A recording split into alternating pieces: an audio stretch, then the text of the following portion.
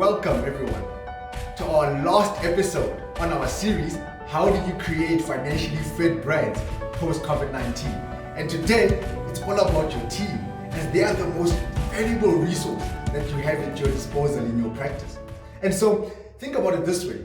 The highest return of investment for a company is actually brought by high levels of teamwork. This simply means that when a team functions together as a unit, nothing can stop or limit the growth potential of that particular organization. And so a team that functions together, grows together, and multiplies that organization's effectiveness levels to the highest possible level. The strength of the team is actually impacted by its weakest link. Team members who don't carry their weight slow down the progression of the entire team. The bigger the difference that exists in competence between the team members, the bigger the detriment it will be to your optometric practice. And so the great value of teamwork in a practice or an eye care organization is that it affords more human resource capacity, great creativity, energy, innovative ideas, multiple perspectives, several alternatives to how you're constantly doing things, efficiency and effectiveness, and of course, increased productivity. So above all of that though, one thing that you need to understand is that the most important responsibility in any optometric practice is your role as the business leader.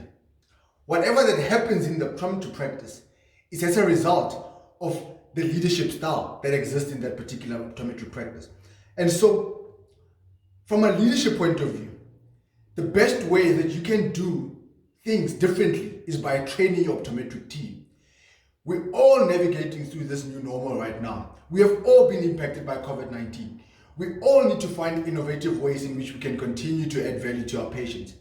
And so the things that you used to do in getting your practice to the level that they were pre-COVID-19 is not going to be enough to sustain you to the next level. There are various things that your team needs to be able to do now that perhaps are different. They might need retraining, and some of that retraining, it actually is very critical. And all the other things that we have actually mentioned in the series would be absolutely useless if the team priority is not taken to a whole nother level, if you're not investing in your team. And some of the things that we are recommending as a practice, as a business for your practice, is train your team on consumer analytics. They need to know how to identify the different types of consumers that come into your practice. They need to know that there are certain consumers who belong to low-incoming markets, high-incoming markets, and so forth.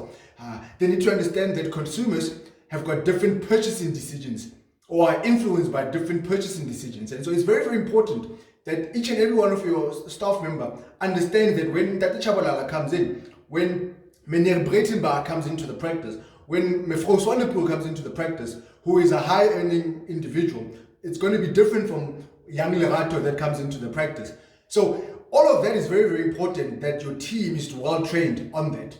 Then secondly, once they have an understanding of consumer analytics, a very critical component of the training is innovative communication skills. Effectively being able to communicate with the consumer in a manner that they fully understand greatly influences those purchasing decisions that the consumer actually makes. The third type of training, which is very, very important, it's on service delivery. You can have the most amazing products, amazing team, great atmosphere in the practice, affordable prices. However, if the service delivery is not excellent, then all of the things that I just mentioned now are completely useless.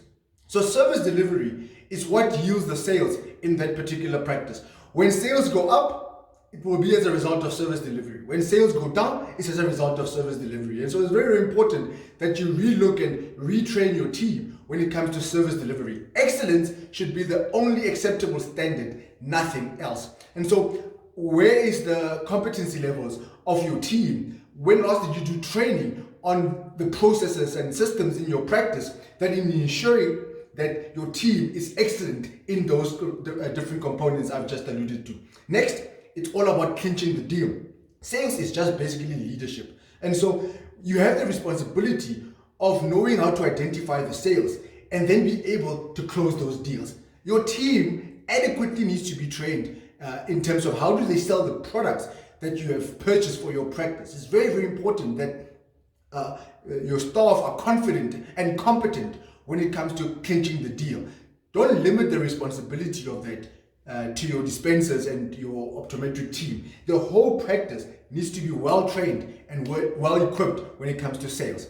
Next is consumer requirements and expectations. Every person right now that walks into your optometry practice needs to be treated like the most important person to have ever walked into that practice.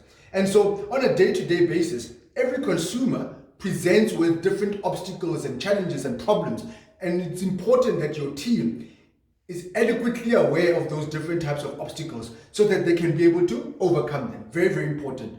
Next, the training that is required by optometric practice, it's on the numbers and how they affect the business. Every activity in the practice affects the sales, right? Whether it be in a positive or a negative manner. And so your team needs to know how the numbers work, what influences the numbers, and how to achieve sales targets in the midst of a slow economy. When external factors are influencing our practices right now, how do we still achieve our sales targets? What are those sales targets? Very, very important that you communicate that with your team. Next type of training that is very, very important is all about product knowledge. I cannot re-emphasize this further than I have. It's like anyone who has been working in your practice for longer than 6 months needs to be well trained, well articulate, well competent in the products that the business sells. Very, very important that on a regular basis, you do product training on every single type of product that the business sells. Because if your staff members are not competent and confident in the products that they need to communicate with patients, they're going to struggle with the communication. They're going to struggle with service delivery. They're going to struggle with sales. They're going to struggle with being able to take your business to the next level. It's because they won't know how to communicate the product. So it's very, very important that you spend enough time retraining your team on the product knowledge. Get the sales reps from the different suppliers that you are working with to come and tell and teach your staff on the various components of the product. What value do patients have from this product? What are the clinical features and benefits does this product have? What is the user experience like when a patient purchases a particular product? It is very important that your team is aware of those different components. They might not necessarily need to understand the technical components of a product, but they need to know how a patient uses that particular product. What are the drawbacks of that product? So that when challenges or the objections come pertaining to a product, or when they have to discuss the product, they are confident in being able to say, sir, if you don't go for this product, this is what you'll be losing, versus if you go for this product, this is what you'll be gaining. They'll be confident in be able to handle such things. Next, the management process of the patient. Affordability is usually a big issue. It's not usually, it's always going to be a big issue in eye care, especially in South Africa. And so when what patient needs versus what they can afford is usually worlds apart, and that may present a challenge for optometric practices. So you need to make sure that your team understands the sales journey of a patient from start to finish, and the critical component is the management process involved that they need to thoroughly understand, so that they can be able to realize that, wait a minute, this is how I communicate with my patient that I'm assisting with regards to a pair of spectacles. And lastly, being a catalyst in the optometric environment. You want to be surrounded by catalysts. The only way that you can do that is ensuring that work ethic is up, integrity is up, attitude, competency skills. Just how things are done in the practice are operating at this level by the different staff members. That can only happen when they see those qualities being reflected in you as the business leader. So I encourage you, I urge you, that you cannot expect anything from your team that you yourself are not reflective of. Think about it this way. When the leader grows, the team grows, the business grows as well. When the leader can only grow as far as his or her vision is stretching them to go, or they are willing to pay the sacrifice that can take him to the next level. Your team can only grow as far as you as the leader are willing to go. And your business can only grow as far as your team is willing to go. So it's very, very important that you understand those different components involved in and the different dynamics involved in getting your team to operate at the level that it's supposed to operate. Then all the other stuff that we have mentioned on the other episodes, it will be much easier to implement, because it's easier to know that, okay, I've trained my team as best as I can. I've retrained my team as best as I can. I've put resources, tools, developed skills. I've done everything that I possibly can as a business owner to ensure that my team is competent enough. I've invested time. I've trained them on their personal careers. I've taken them to a level that they have never been before as individuals and as professionals. Once that is at the core of your interaction with your team, it's easier then to get the buy-in from them in terms of marketing solutions, social media activity, websites, brand activation strategies, content development, because they will actually come and say, hey, how about we do this? How about we do that?